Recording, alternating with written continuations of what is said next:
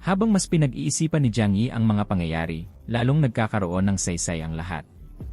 Sa bawat laban nila, tila may lubos na kontrol ang Eclipse Moon sa buong labanan. Para bang alam na nila ang mangyayari bago pa ito maganap. Kung kaya ni Mayumi na makita ang hinaharap, naisip ni Jiang Yi, lahat ng ginawa ng Eclipse Moon hanggang ngayon ay may paliwanag. Dahil dito, lalong lumalim ang respeto niya sa kalaban. Alam niyang magiging mas mahirap talunin sila kaysa sa inakala niya. Wala namang formal na pagsasanay o makabagong kagamitan ang grupo ng Eclipse Moon. Lumalaban sila sa liblib na lugar, walang suporta, walang tamang oras, lugar o tauhan sa panig nila. Ngunit sa kabila nito, patuloy pa rin nilang natatalo ang puwersa ng Blizzard City. Napakunot ang noo ni Jiang Yi habang iniisip ito. Kung ang babaeng manghuhula na si Takuchi Mayumi ay may kakayahang makita ang hinaharap, biglang nagkakaroon ng linaw ang lahat. Huminto siya sa paglalakad. May dumaan na kilabot sa kanyang katawan.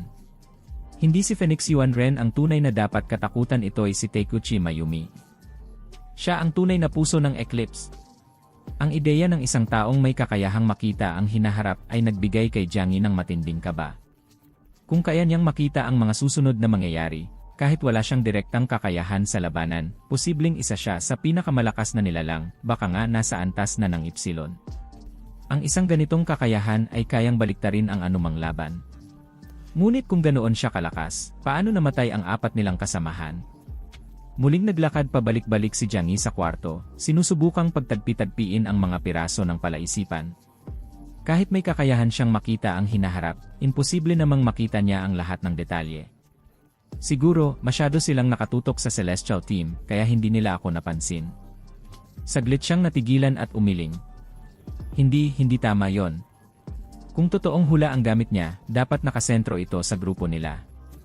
Napakunot ang noo niya habang nag-iisip ng malalim. Pero paano ako nakalusot sa paningin niya? Habang mas iniisip niya ito, lalong lumilinaw sa kanya na ito ang susi sa pagbagsak ng Eclipse.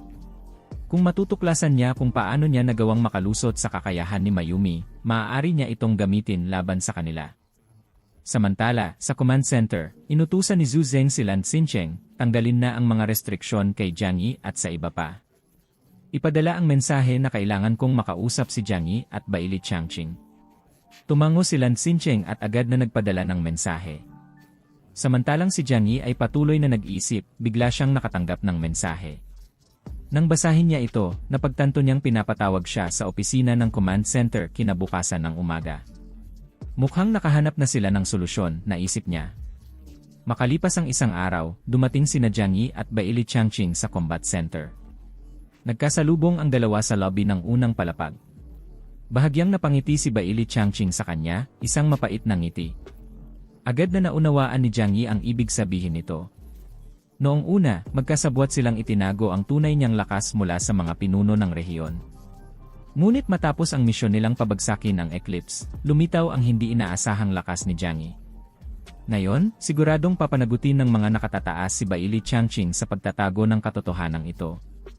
Wala namang masyadong alalahanin si Jiang Yi para sa sarili niya. Hindi naman siya opisyal na bahagi ng Blizzard City. Pwedeng pagalitan siya ni Zhu Zeng, pero wala naman itong magagawa laban sa kanya. Ngunit para kay Baili Changqing, na isang opisyal na kapitan ng investigation team, ito ay maaaring maging isang malaking problema. Depende na lang sa kung anong disposisyon ni Zhu Zeng sa araw na yon. Bago pa sila makapag-usap ng matagal, lumitaw si Lan Xincheng upang salubungin sila. Mukhang maayos ang bihis nito, masyadong formal, halos sobrang pino na parang may tinatago. Hindi siya gaanong gusto ni Jiang Yi. Isa si Lan Xincheng sa mga tipong sobrang talino para sa sarili nilang kabutihan, yung tipo ng taong kayang daigin ang iba sa diskarte. Pero sa totoo lang, natatawa siya sa gawin ng babae. Ang tunay na matatalino, hindi na kailangang ipakita pa kung gaano sila katalino. Ngumiti si Lan Xincheng at magalang na sinabi, halika, sumunod kayo sa akin. Hinihintay na kayo ni Zhu Shui.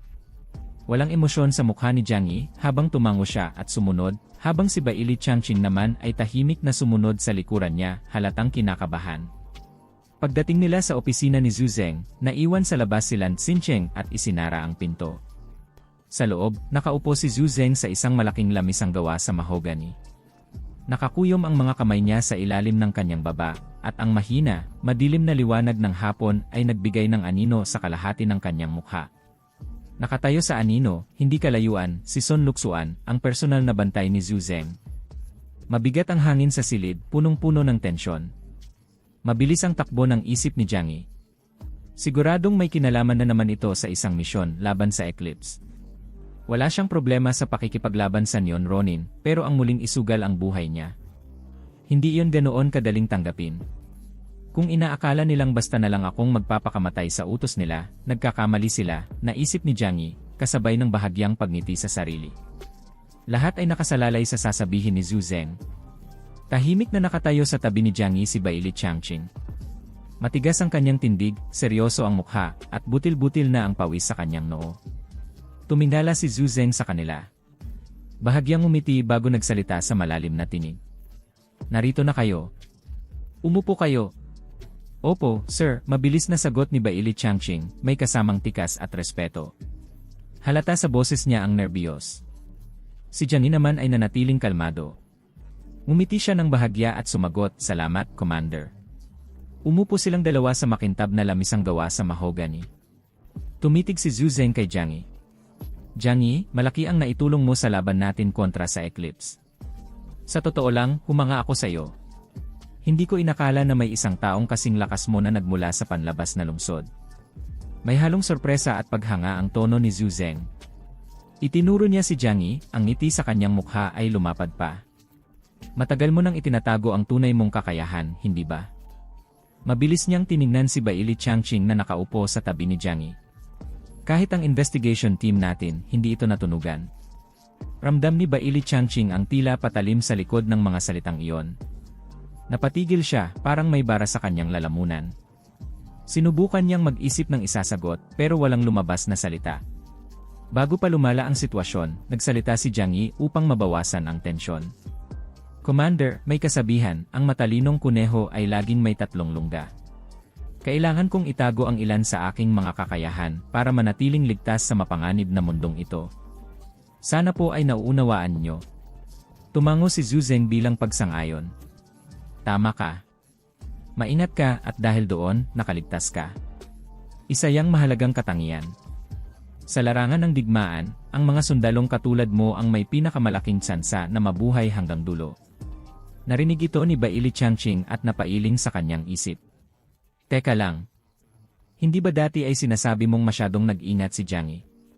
Lagi mo siyang pinupuna sa pagiging sobrang maingat at mas inuuna ang sarili kaysa sa misyon. Grabe ka naman, Zhu Shui. Napakabilis mong magpalit ng opinyon, parang nagbabasa lang ng libro at binabaliktad ang pahina." Samantala, nanatili namang kalmado si Jiang Yi sa harap ng papuri ni Zhu Zeng. Alam niyang may kapalit ito.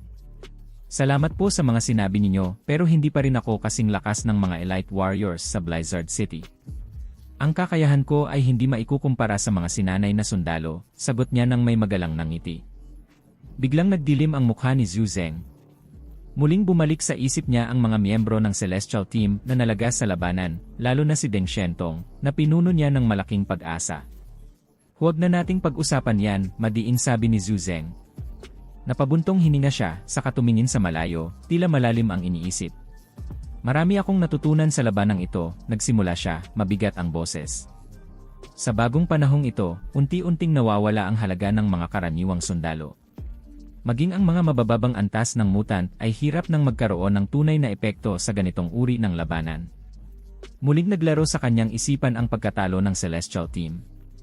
Kahit nabihasa at sanay ang mga ito, hindi pa rin nila nagawang lampasan ang iba't ibang estilo ng pakikipaglaban ng Neon. Isa na itong bagong panahon, at nagbabago na rin ang paraan ng pakikidigma, patuloy ni Zhu Zeng. "Ipinakita sa atin ng labanang ito na tanging ang mga pinakamalalakas na mutant at ang wastong intelihensya ang tunay na makakapagpanalo ng isang digmaan." Naging maseryoso ang kanyang tinig. "Masyado tayong naging kampante, umaasa sa dami ng sundalo at mga estratehiya sa lokal na teritoryo. Kung hindi natin babaguhin ang pag-iisip natin, mas matinding pagkatalo pa ang daranasin natin sa hinaharap." Tumango si Jiang Yi, hindi dahil sa lubusan siyang sumasang-ayon, kundi para ipakita lang na sinusuportahan niya ang sinasabi ni Zhu Zeng. Sa kanyang isipan, matagal na niyang naunawaan ang katotohanan ito. Nakita na niya ito mismo sa labanan sa Osawa City. Kahit 1,000 sundalo at 12 ng dayuhan ay walang nagawa sa kanyang mga atake mula sa himpapawid. Malinaw na ang mga mutant ang nagiging pinakamahalagang puwersa sa digmaan, nalalampasan pa ang tradisyonal na mga armas, maliban na lang sa mga espesyal na sandata tulad ng Death of Love. Lumapit ng bahagya si Zhu Zeng sa mesa, isinandal ang kanyang mga kamay rito, at tumitig kay Jiang Yi. Kaya naman, ang ating paghihiganti ay kailangang pangunahan ng mga mutant, ang pinakamalalakas sa kanila. Dahil dyan, napagpasyahan kong ipasa sa iyo ang pamumuno ng susunod na misyon. Hindi nakaimik si Jiang Yi. Samantala, halos mahulog sa upuan si Baili Changqing, ang bibig niya ay bahagyang nakaawang sa gulat. Napatingin siya kay Jiang Yi, hindi makapaniwala sa narinig. Isang dayuhan mula sa panlabas na lungsod ang gusto ni Zhu Zeng na pangunahan ang misyon para pabagsakin ang Eclipse. Nanatiling tahimik si Jiang Yi, hindi dahil iniisip pa niya ang sagot, kundi dahil hindi siya makapaniwala. Inakala niyang muling ipapadala siya sa digmaan, pero hindi niya inasahan na siya mismo ang tatanghaling pinuno ng misyon upang tapusin ang Eclipse. Hanggang dito na muna magtatapos ang ating kwento para sa araw na ito. Maraming salamat sa inyong panunood. Huwag kalimutang i-click ang subscribe button at i-on ang notification bell para hindi niyo ma-miss ang mga updates. Babalik ako bukas para sa isa pang kapanapanabik na episode.